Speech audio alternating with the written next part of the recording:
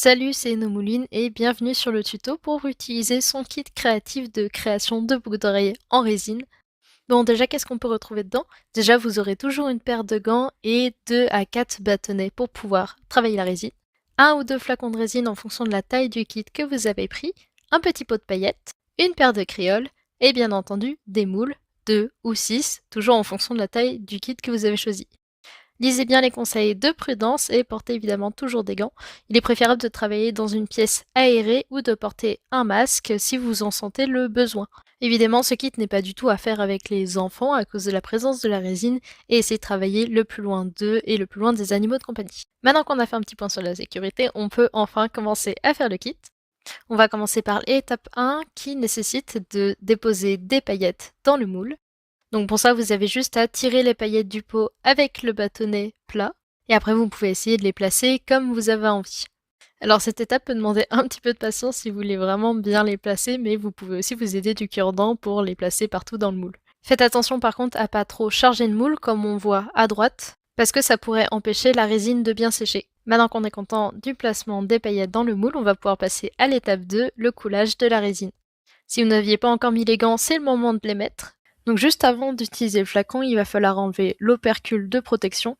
Pour ça, vous avez juste à dévisser l'eau du flacon, de retirer l'opercule à l'aide du cure-dent, puis de refermer. Et là, c'est tout simple, vous avez juste à couler la résine dans votre moule. Si vous avez plusieurs couleurs de résine, vous pouvez vous amuser à en mettre à différents endroits dans le moule ou à faire des mélanges. Mais faites attention à pas gaspiller la résine parce qu'il y a pile assez pour faire les 3 ou les 6 moules en fonction de la taille du kit que vous avez choisi. Pour savoir si vous avez mis assez de résine dans le moule, c'est tout simple, vous avez juste à le remplir jusqu'en haut. Et pour ça, vous pouvez regarder en mettant le moule en face de vos yeux pour bien évaluer le niveau de la résine à l'intérieur. S'il y a des bulles qui apparaissent, c'est pas très grave, on va pouvoir les enlever avec le cure-dent qui est fourni dans la boîte. Alors c'est pareil, c'est une étape qui peut demander un petit peu de patience parce que les bulles sont pas toujours très coopératives, mais à force de les pousser avec le cure-dent, elles vont finir par éclater. Une fois que vous avez réussi à enlever toutes les bulles, on va pouvoir passer à l'étape 3, le séchage. Donc là, il faut vraiment que le moule soit exposé aux UV, donc idéalement devant la fenêtre ou sous une lampe UV si vous en avez. Il faut vraiment pas qu'il y ait de l'ombre sur la résine, sinon elle va pas sécher. Pour savoir si elle est sèche, vous pouvez pousser avec le cure-dent et si ça laisse une trace, c'est qu'il faut laisser un petit peu plus longtemps. Une fois que le premier côté est sec, on retourne le moule pour sécher l'autre côté. Une fois que la résine est bien sèche, quitte à laisser un petit peu plus de temps si on a un doute, on peut passer à l'étape de démoulage. Donc pour ça, il suffit de retirer les pampilles du moule. Si vous sentez qu'elles sont un petit peu collantes, vous pouvez de nouveau les laisser sécher un petit peu aux UV. Mais si elles sont bien sèches et que comme moi vous avez quelques paillettes qui dépassent un petit peu de la pampille, vous pouvez les enlever avec le bâtonnet en les grattant.